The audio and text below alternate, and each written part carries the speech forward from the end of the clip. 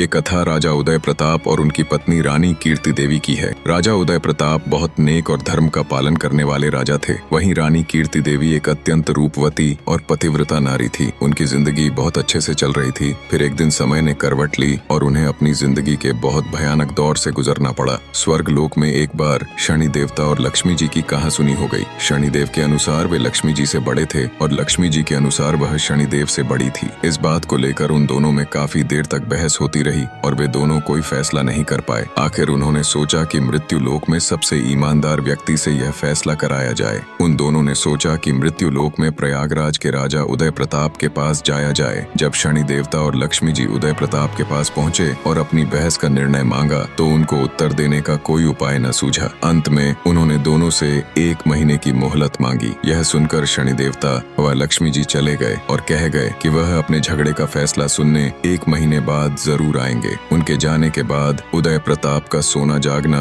हराम हो गया, क्योंकि वह जानते थे कि वह एक को बड़ा बताएंगे तो दूसरा अवश्य ही गुस्सा होगा और उन पर भारी संकट आ जाएगा। उसको चिंता में देख उनकी पत्नी कीर्ति देवी ने चिंता का कारण पूछा। जब उदय प्रताप ने सारा हाल कह सुनाया तो उनकी पत्नी कीर्ति देवी बोली कि आप एक चांदी का और दूसरा सोने का आसन बनवाइए। सोने का आसन आपकी गद्दी के दाहिने और तथा चांदी का आसन बाईं ओर रहेगा। जब लक्ष्मी जी और शनिदेव आएंगे तो लक्ष्मी जी आपके दाहिने तरफ का आसन ग्रहण करेंगी, क्योंकि वे माता स्वरूप हैं, और शनिदेव बाईं तरफ का आसन ग्रहण करेंगे। आप उनके किसी प्रश्न का उत्तर न दें, और जब वह बहुत पूछे हैं कि क्या बात है तो आप उनसे कह दें कि आप लोगों ने स्वयं ही अपना फैसला कर लिया है। 1 महीने बाद जब लक्ष्मी जी और शनिदेव आए तो वैसे ही हुआ जैसे रानी कीर्ति देवी ने कहा था। लक्ष्मी ने दाईं तरफ सोने का आसन ग्रहण किया और बाईं तरफ शनिदेव बैठे। जब उन्होंने फैसला मांगा और अत्यधिक जोर दिया तो राजा ने वही उत्तर दिया जो रानी ने बताया था। यह सुनकर शनिदेव गुस्सा होकर चले गए। लक्ष्मी जी ने जाते जाते उदय प्रताप से कहा कि संकट तो जरूर आएगा, परंतु मैं तुम्हारे साथ हूँ। जल्दी ही शनि देवता के प्रकोप से प्रयागराज में बहुत भयंकर अकाल पड़ा। लोग भूखे मरने लगे। यह दशा उदय प्रताप से देखी न गई। कोई उपाय न मिलने पर आखिरकार लगभग 1 साल के बाद उन्होंने अपने राज्य को त्यागने का निश्चय कर लिया।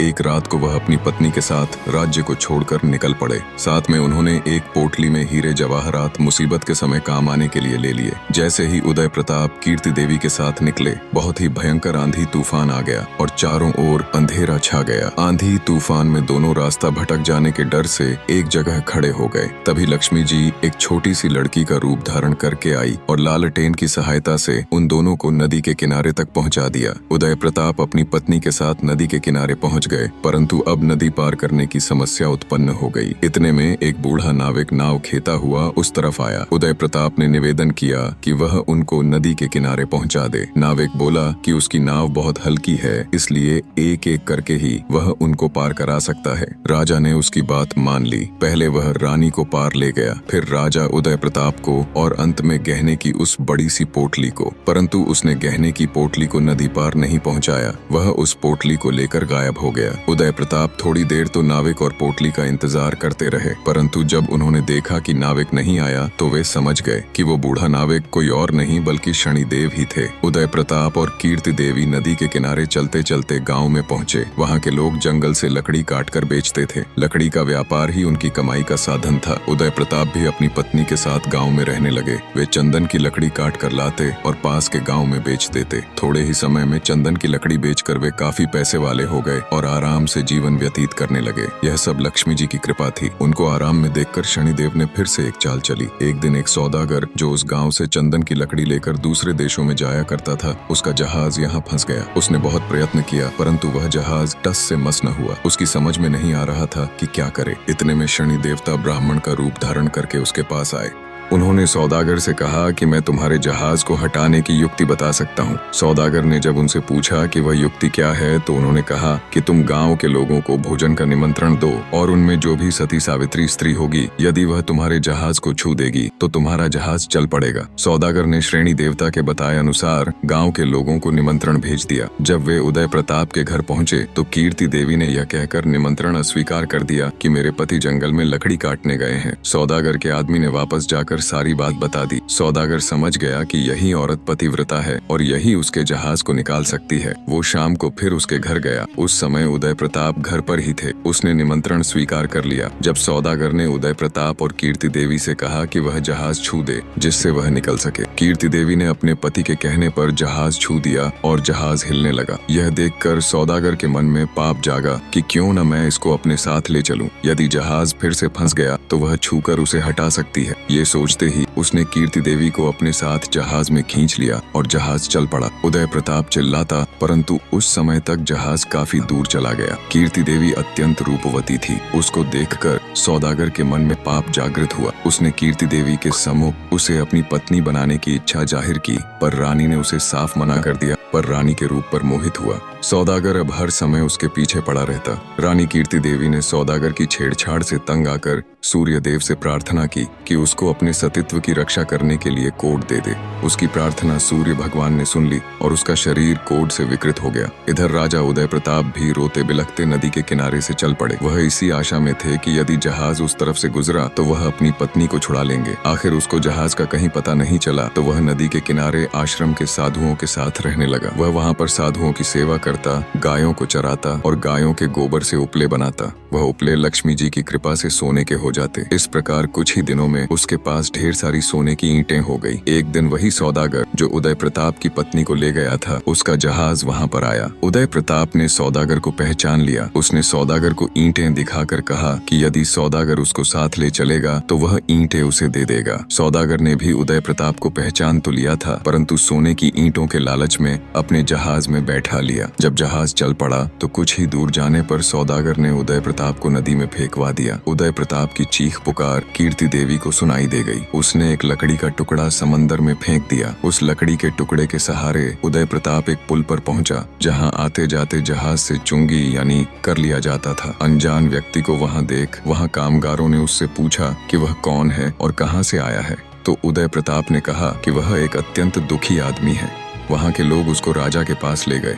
राजा ने परिचय मांगा तो उदय प्रताप ने बताया कि वह एक दुखियारा व्यक्ति है जो ऐसे दर दर भटकता है। उसने राजा के सामने दया याचिका कर कोई छोटी मोटी नौकरी देने की मांग की। राजा भी एक दयालु व्यक्ति था। उसने उसे वहां के बगीचे का माली बना दिया। उस राज्य के राजा के यहाँ संतान के रूप में इकलौती पुत्री थी, जिसके लिए नित्य फूलों का सुंदर गजरा बनाकर मालिन लेकर जाती थी। एक दिन राजकुमारी ने मालिन से पूछा कि आज कल गजरे कौन बनाता है, वे अत्यंत सुंदर होते हैं। मालिन ने राजकुमारी को बताया कि एक नया नौकर है जो गजरे बनाता है। राजकुमारी ने उसे देखने की इच्छा प्रकट की। जब उसने राजा उदय प्रताप को देखा तो वह उस पर मोहित हो गई और उदय प्रताप से ब्याह करने की हट पकड़ ली।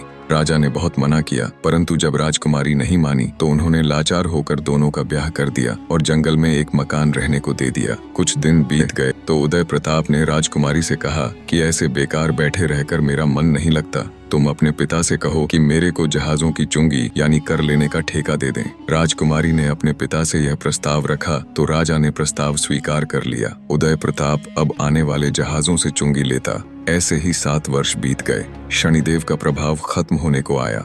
एक दिन सौदागर का जहाज वहीं आया। उदय प्रताप ने उस जहाज को रोक लिया और उसे वहां से जाने नहीं दिया। सौदागर क्रोधित हो राजा के पास शिकायत लेकर गया और विनती की, महाराज जो भी आपका कर है वो मैं हमेशा अदा करता हूँ, फिर भी मेरे जहाज को क्यों रोका गया। राजा ने जब उदय प्रताप से पूछा कि वो सौदागर के जहाज को क्यों नहीं जाने देता तो उदय प्रताप ने बताया कि महाराज इस सौदागर के पास मेरी सोने की ईंटें हैं जो इसने मुझसे चुराई है। जब उदय प्रताप ने सौदागर से अपनी सोने की ईंटों की चोरी की बात राजा के सामने रखी तब राजा ने उदय प्रताप से पूछा, क्या तुम्हारे पास इस चोरी का कोई प्रमाण है। उदय प्रताप ने सिर झुकाकर कहा, महाराज मेरे पास कोई प्रमाण नहीं है। हर्षवर्धन का झुका सिर देखकर सौदागर अपनी बात को और अधिक पुख्ता करने के लिए राजा से कहता है, महाराज ये झूठ बोल रहा है, मैं शपथ लेता हूँ कि सोने की ईंटें मेरी हैं। राजा सोच में पड़ जाता है। तभी एक तेज गर्जना के साथ शनिदेव प्रकट होते हैं और गुस्से में सौदागर की तरफ देखते हैं। उन्होंने कहा, सत्य और धर्म के साथ खिलवाड़ करने का, कर्ज चुकता करने का अब तुम्हारा समय आ गया है। शनिदेव सौदागर के पास जाकर उसकी आंखों में देखते हैं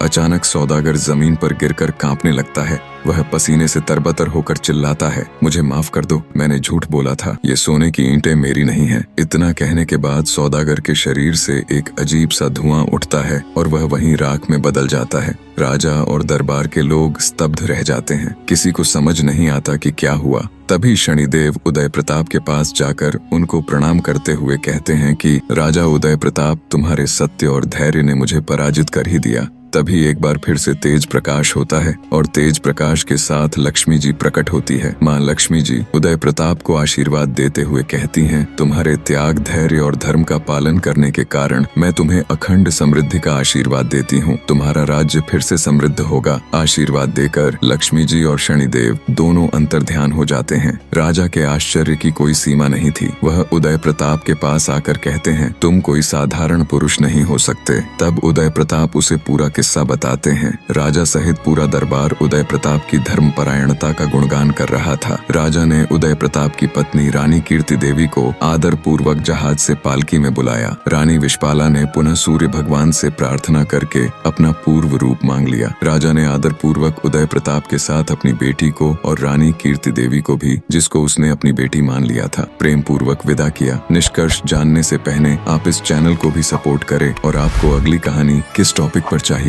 कमेंट में बताना जरूर, और वीडियो को लाइक और चैनल को सब्सक्राइब जरूर करें। किसी के जीवन में कठिनाइयां कितनी भी बड़ी क्यों ना हो, अगर व्यक्ति सत्य और धर्म के मार्ग को नहीं छोड़ता तो समय के साथ वो न केवल हर मुश्किल से बाहर आता है, बल्कि खुद परमात्मा भगवान भी उनकी मदद करते हैं।